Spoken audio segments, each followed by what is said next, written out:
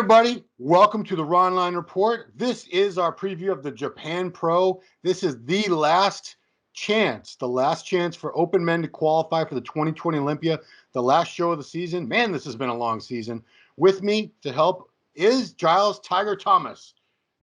Hey, Ron. Giles, everyone was asking me at the Legion Sports Fest last weekend, where's Giles? Where's the show? Where's Global Muscle Radio? Give us an update. Well, I can't give too much away, but season 2 is underway very, very soon. I'll be releasing some news on that very, very soon because we're making some quite significant changes, which means we're going to come back bigger, better, a bit of a rebrand. And just say it's going to. All I'll say is it's worth the wait. Trust me on this; it's going to be worth the wait. And it's that's all I'm going to say at the moment. Will you have a third panelist all the way from Sweden or Finland, perhaps? No, all the way from Norway. If you guys don't get it, it's because AJ's from Norway, and we always say all the way from Norway. Anyway, so yeah, this is the last show of the season for open men, which is wow. The Olympia was 8 weeks ago. Wow, time flies. So it's been a very, very feels longer than that from the Olympia. It feels like the Olympia feels like months ago now. Well, they were 2 months. I mean, that's a significant chunk of time right there. If you look at the lineup, this is a very, very similar lineup to Romania. In fact, you might get deja vu if you were in Romania and now you're going to this show, because the top 3 finalists from Romania are all doing this show. Let's start with the winner, Cedric McMillan, who, man, he's doing very well in this post-Olympia season, isn't he? Yeah, I was very surprised to hear he was in it. I've heard that the other pros aren't very happy about him doing it because I think the consensus is once you've got an early qualification with these smaller shows, you should just shut it down and kind of. But obviously, he wants to go and get some extra prize money. Otherwise, he wouldn't be doing it. That's the only reason he could be doing this because he didn't do Romania, but he did. What was the other one he did? Hungary. Hungary. Won Hungary. Did he win Hungary? Yeah, he won Hungary. So yeah, he's qualified twice.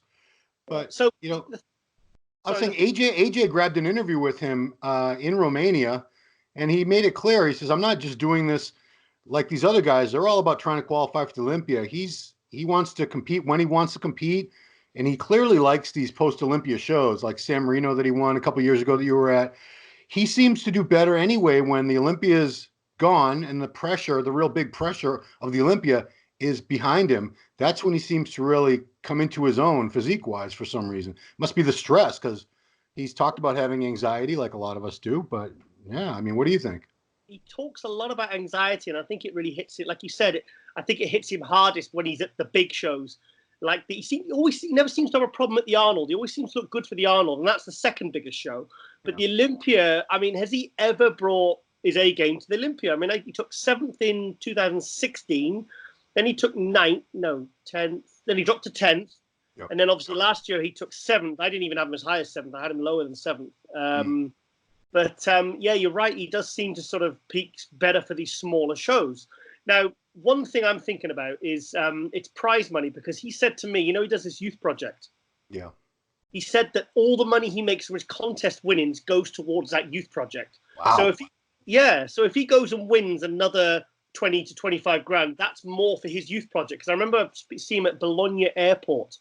When he won San Marino, the airport, myself and Rosie was at the time, and he said, "Oh yeah, I've won." He says, "I'm really excited because I can go buy a new heater for this unit for the thing." He says because all his contract money he lives off with his Cytec money and all his other appearances, but the actual contest winnings, he said to me that he allocates that for his the youth project. So that's maybe why he wants to do it. I mean I don't see any other reason why he really wants to carry on prepping when it's kind of heading into winter. I can't think of any other reason, Ron. Yeah, I've never heard of any other pro who is that generous to charitable cause the way he is there. And this is a guy with, I think he has 3 kids, maybe 4. I mean, if I was one of his kids, I'd like, Dad, come on. I mean, you could throw us some of that too, you don't have to give it all to the youth project, but very, very admirable. We use as well. Yeah. I mean, well, there you exactly. What about our youth project here? Charity begins at home. Isn't that in the Bible? I think it is. So yeah, Cedric definitely got to be the heavy favorite because everyone else in this lineup, bar one that we'll talk about, he's already beaten over the past few weeks. So let's look at the runner-up in Romania was Juan Morel. Juan really wants an Olympia qualification because he got second to Cedric in Romania. He got second in Korea to Nathan. So second place, it's okay, but it's not the win and it's not the Olympia qualification. Do you think Juan has a shot of beating him here? I don't know. I liked how Juan looked at Romania compared to the Olympia, because the Olympia kind of he really pushed the conditioning, and he overdid it and he came in flat, and he's one of these guys that he needs to be big and full to kind of make an impact. So I don't see him beating Cedric unless Cedric's really fading. If Cedric had faded, I don't think he'd be doing this show. Plus, he's got the momentum of having 2 wins, and you know what it's like when guys win big shows or win shows. Right. And they go into another one, they don't slip. They kind of cut the confidence. It gives them momentum, and it really gives them confidence to really keep prepping and keep going. So obviously Cedric thought, right, I'm going to go for Hungary, Romania, Japan. I'm going to go for 3 wins, and I've got a feeling Cedric's going to look his best for this one as well. Out of all of the year, maybe even better than the Arnold Classic earlier in the year as well. Yeah, I mean, like we said, we knew back for the Olympia because he got a special invitation. We were very wary of how he was going to look, because if he didn't have time to prep for a show to qualify for the Olympia, how's he going to look his best at the Olympia? Sure enough, he did not look his best at the Olympia, but as we've seen, every show that's gone on, he's had more time to prep properly, train, diet, and he gets better and better. No knock on Juan. I think Juan has a fantastic physique, but Cedric, Cedric's somebody we talk about all the time as a potential Mr. Olympia champ. He has a hell of a physique, so we'll see. So third place in Romania was the young guy from Canada, Regan Grimes, back in the open bodybuilding where we always felt he belonged anyway. I don't know. Did we talk about Romania? How'd you feel he looked in Romania? He kind of looks a little bit better in photos, but I'm still glad that he made top 3. I think he's fantastic. I think he's got a hell of a future. I like the fact, because I said in 2017 we saw him at Tampa. He was very bottom heavy, and then he just needed, I said he probably needs 2 years to fill out that upper body. Then he came back as a classic in 2008, which I just hated. I just hated seeing him as a classic. I mean, I know he won the New York Pro, but he completely bombed out at the Olympia. But for me, it was just cannibalizing muscle tissue just for the sake of when he should have been at that stage where he should really be just growing and growing and growing. So I was impressed with how he looked in Romania. I like his physique. I think it's very good, but I still think he needs more time to really. I think another year or so, but he's on his way. I think he's achieved a lot in the last couple of years. I think sometimes we think that he's been around a while. He hasn't been around that long. He's impressive. I personally thought he might have beaten Juan Morel before the Romania. I thought he might have beaten him because I think he's got a better balance, but then Juan Morel's so much bigger and thicker around the upper body. Yeah. So I'd be interested to see Juan going up against Regan. So because Regan could still have been a little bit drier in Romania. You've seen him put photos in the lead up. He always looks a lot harder than he looks on stage. I think the lighting in Romania it made everyone look a little bit washed out. Do you not think? Yeah, you know what? I just want to make a general statement is I think contest lighting, stage lighting, because it has to be so very bright to illuminate a big stage where you might have 5,000 or more people sitting there. I don't think anybody looks as good on stage with stage lighting as they do in a hotel room with the light coming in from the window, or in their bathroom with, that special light and this bouncing off that light. And it's, we're so used to seeing these progress pics that we kind of get spoiled where we think we're going to see every little fiber of muscle. But when we get on stage, you have blasting lights because, like I said, you have a massive stage. Like, look how big the Olympia stage is. And yeah, so when people, that's one thing I don't think people realize is stage lighting is brutally harsh. It doesn't help anybody. I don't think anybody looks their best if you're used to seeing them on social media. You're always going to be let down when you go to a show. Do you remember the Pro Ironman lighting in the early 2000s? Yes. Mike Nebby used to set that lighting up. And you remember the lighting from the Night of Champions in the early 90s? It was very overhead, very it made everyone just look freaky. And I think you're right. I think the lighting maybe was, is it the lighting or is it the photography's different now? That's hard to say, but you're right. I remember those pictures when Dorian first did the Night of Champions. He lost to Momo Benaziza. Those are the first pictures I ever saw of him, I think. No, I'd seen him in the Peters pumping press before that. But that lighting there, the year Momo won, the year Dorian won the next year, and man, the Pro Ironman, for anybody that can Google it, Google stage pictures. Mike Nevue, he lit that stage the way he lit his photography subjects. There was backlighting. It was very sculpted lighting. It was like a photo shoot. And if you see pictures of guys from that show, you'd be like, wow. And then you'd see them a week later at the Arnold, and you go, huh, what happened? But it's the same exact physique, same condition. I mean, I remember I was speaking to Kevin Horton once, and he was saying he's been called into shows to go the day before to help set the lighting up. And because it's more, he used to offer to do it because he said it was so beneficial for him as a photographer to then go to that show and have really good, consistent lighting. So maybe there's something where contest promoters need to reach out to the photographers and say, can you get here a day early and help us with the lighting so you get the best images and the bodybuilders look their best? Yeah. I have seen that occasionally, but like right before they start, you'll see like JM or something with a light meter at various points of the stage, but I don't see it all the time. Yeah. So another familiar character from these post-Olympia shows, Max Charles. I believe I should have written it down. I think he was fourth in both of those shows. I believe he was top 5 in both Hungary and Romania. So he's certainly going to be in the mix again. I don't know what Max needs to do to move up, because I've been waiting for this guy to sort of take us to the next level now for a few years. And I guess I just want to see more leg mass out of the guy, because upper body's freaky big and thick. I mean, I was very disappointed how he looked at the Olympia, but he has managed to get better every single show since the Olympia. I thought he looked the last one would have been Romania, I think the photos I saw, and he was very much improved. I mean, he was dramatically improved. So I really, really hope he can manage to improve a little bit again to at least, it'd be interesting to see if he's improved, whether he could take out, say, Regan or even step over Juan Morel. But that's going to be a tight battle between that, because if Max continues to get better, he's going to be giving those guys like Juan and Regan a harder time. Yeah. Now I'm only going to talk about one more guy in the Open. There are many others I wasn't very familiar with, but I was surprised to see Cody Montgomery on this list, because Cody has competed. He's competed as, I think he did the Arnold, his first pro show. He did the Open Arnold Classic. Then he moved down to 212, where I saw him very narrowly lose to Zane Watson up in Toronto last year. Very, very impressed with him. It was talk about a close battle. That one you could have flipped a coin with Zane and Cody at that show. I'm interested to see if he's put on any more mass, because I did think he needed more of that if he was going to stand next to these guys in the Open. I mean, you're standing next to Cedric, who's 6'2", 270 pounds, Juan Morel, 260, 255 ripped, about 6 foot.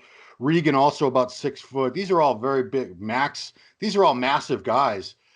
Cody, he's competed as 212. I wonder what he's going to come in at. I wonder what look he's going to bring for this. The condition is still going to have to be there, obviously, or else they're not going to look at him.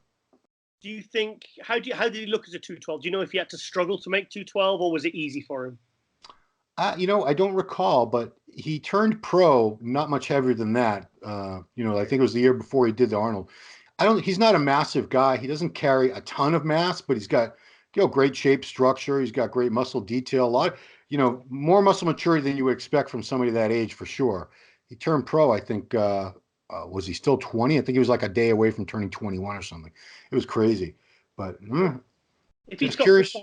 Yeah, if he's made good improvements and he had to struggle to make 212, then he's going to probably be sitting around last year at maybe 220. So if he's put on, say, another 5 to 10 pounds, that's pushing more up to like 225, 230. And let's take the example of the Mr. Olympia, the top 3. Hadi at 217, third place. Bonac, probably no more than 225, 230 at this year's Olympia, a little bit downsized. And then you have Brandon at about 245. So that's the top 3 of the Olympia. So if Cody's coming in around 225, 230, he's got good symmetry and very good conditioning, he ain't going to look bad next to anyone. Like I said, I've not seen him on stage in the flesh. I've not seen him as an Open. I've not seen him as a 212 to see how he can compare. But if he's complete and he's conditioned, then he's not going to be blown away. He wouldn't be picking a show like this if he didn't think he could do well, or he'd be taking it more than a year off. So I think there's a lot of signs there that point to me that he's going to hold his own. He's not going to get annihilated. Right. Yeah. I mean, if he looks the way he did in Toronto, but with 10 pounds more muscle, which would put him like the low 220s, he'd definitely be in this mix. And I could see him possibly beating a couple of guys we just talked about. Yeah, but the thing is, like, if I'm saying if he struggled to make 212, and he even last year naturally sat around 220, and he's put on he could be closer to 230, and that's not a small guy. That's not a small bodybuilder. No. So and you got you might have better symmetry than, say, Max Charles. He might have better symmetry than Juan Morel, but if he's, like I said, he's balanced, he could be one to watch out for. Well, I mean, if you want to talk balance and being complete, he upper to lower body, he is better balanced than Max and Juan both. Not taking away anything from either of those guys. Juan and Max, don't get mad, but balance wise, they're both of those guys. I'd still like to see more legs, particularly Max, whereas Cody he's very complete. Like I said. So I'm only going to talk about one more athlete in its bikini division. Okay. This was a really surprise to see her on the list. It's a big class. I think there was about 25 women, but you see the runner-up at the Olympia, Janet Leag, in there. Okay. Yeah. Oh, we love Janet. It's lovely. I mean, Janet won the Arnold this year. She took second at the Olympia. She won the Arnold Australia. She was a runner-up at the Olympia last year. Mm-hmm. Just like I was out at Legion, and third place Kyron Holden from the Olympia was in that show. And even seeing the rest of there was like 40 guys in men's physique, but I said, before the show even started, I said, how much you want to bet this guy wins? He walked out there and was like, okay. Because, you're top 2, top 3 in the Olympia. You are the elite of the elite. Yeah. You go to a show like this and, I'd be very upset if I was one of the competitors and I saw that name added to the roster at the last minute. Like, damn it. Janet Leag's in there. Damn it. So. Very good. Very good. Yeah, she's very good. It reminds me of like the girl who won the Olympia, Lisa Pacina. Yeah.